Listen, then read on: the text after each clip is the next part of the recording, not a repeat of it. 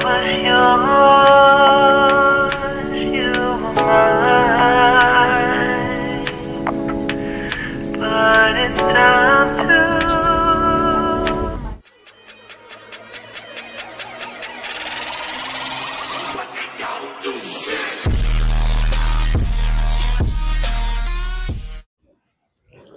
Good morning, everybody!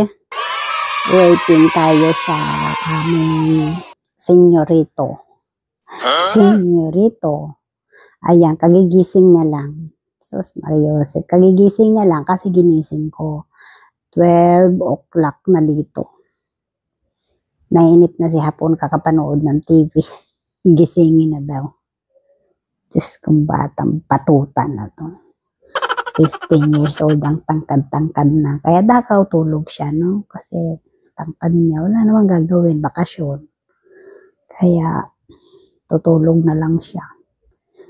Tapos, may time na nakakatulog siya sa kotse pag malayo yung pinupuntahan namin. Gaya kahapon, pumunta kami sa Kurashiki, Aeon Mall. Doon kami nag-lunch. Bumili ng gitara niya. Diyos ko, 3 na ang gitara. 2 sa Pinas, 1 dito. Sabi ko, iwanan muna niya pag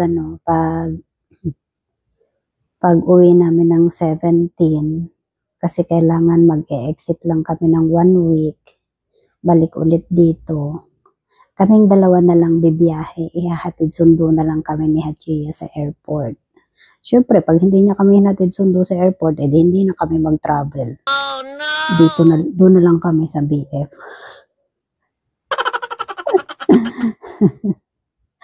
Diba, no? Maligaw-ligaw pa ako sa Tokyo doon. Naku lamang, libalin na lang. Mas gusto kong matulog kaysa mag-travel. Tulong na lang. Tataba pa. Hindi ko alam sana naman kami ngayon pupunta. Wala nang ma-vlog kasi parang lahat na lang napuntahan na dito. Noon kasing hindi pa ako vlogger. Gala kami ng gala dito. Wala pa akong channel noon. Hindi ko pa alam yung mga YouTube na yan. Ang dami na namin dito mga napuntahan. Kaya parang umay na rin.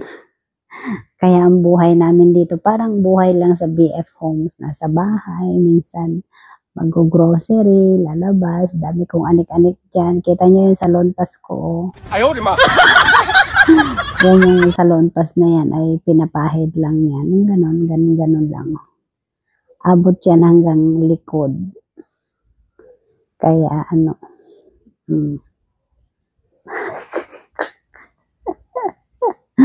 nagbibilang na naman ako ng alikabok sa kisame. Ayan, tinan yung kisame ha. Ayan, nagbibilang ako alikabok. Wala akong mabilang. Ano ba yan? Taas ng kisame dito, oh. May binta-bintana pa dyan, oh. Hindi kasi blackout dito, kaya hindi ako makatulog ng mahimbing. Diba? Meron pa rin dyan, oh. Sliding window pa.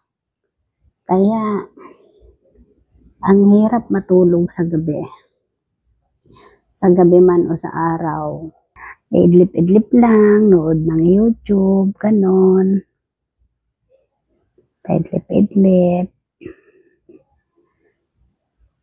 2 gabi na nga masakit yung ulo ko kasi nung birthday ni Taka, uminom kami ng alak. Siyempre, may ka-dinner kami. Nahiya naman akong mag-KJ ba? Na KJ ka. Saka minsan kailangan talaga may alak yung katawan natin. Kaso nung gabi na yon, hindi ako nakatulog. Tapos parang ng paghinga-hinga ko, sabi ko sinumpong ako ng acidic ko. Tapos inom ng warm water para maihi ko ng maihi yung alak na yun. Lemon sour?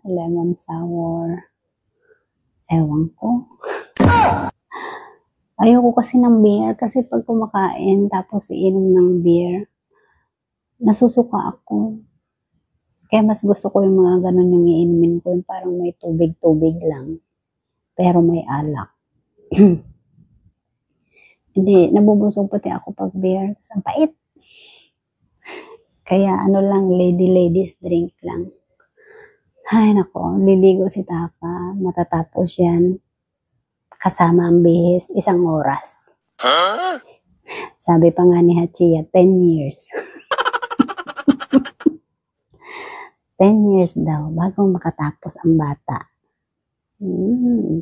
Pero pag may school yan, medyo nagiging 30 minutes lang naman ang ligo niya. Kasi, sige ang kurarat ng nanay. Tsaka sabi ko sa kanya, araw-araw ka naman naliligo. Tagal mo pa dyan. Parang sinasayawan mo ba yung shower dyan? Grabe, sabi siguro itong nanay ko, wala na akong mapuntahan dito.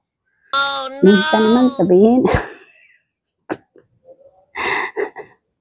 nasobrahan ng tubis ang batutay.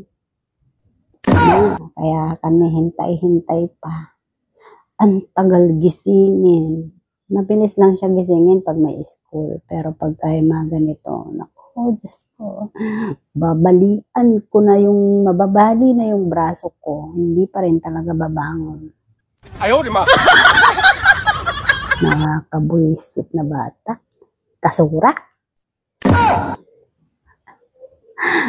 Pag nagsasalita ako ng ganito na nakakabuisit na kasura, parang sinasabi ko rin sa sarili ko na, saan ba magmamana yan? At ano yung wall niya dito, kakaiba. Iba na naman doon. Galing lang. Pero maliwanag yung ganyan yan, may bintana dyan, di ba, maliwanag. Tapos yung doon nga na yun, Kaya, hirap makatulog dito. Mas nagre-reklamo ako sa kanya. Ayaw naman ako nita kapatulogin dun sa kwarto niya. Yung single bed lang naman yung bed niya. 2 din naman yun. Ayaw niyo ako dun papatulogin. So, kawawa naman si mama. Pero ganyan din yung bintana dun, di ba? Kulay blue. Kasi siya ang pumili nun, kulay blue sa kanya. Kaya bawi na lang matulog. Pagdating naman ng BF Homes, doon na naman ako babawi ng tulog. Kaso, masama kasi yung lagi natutulog sa tanghali, di ba? Bukod sa nakakataba na ma-high blood ka pa.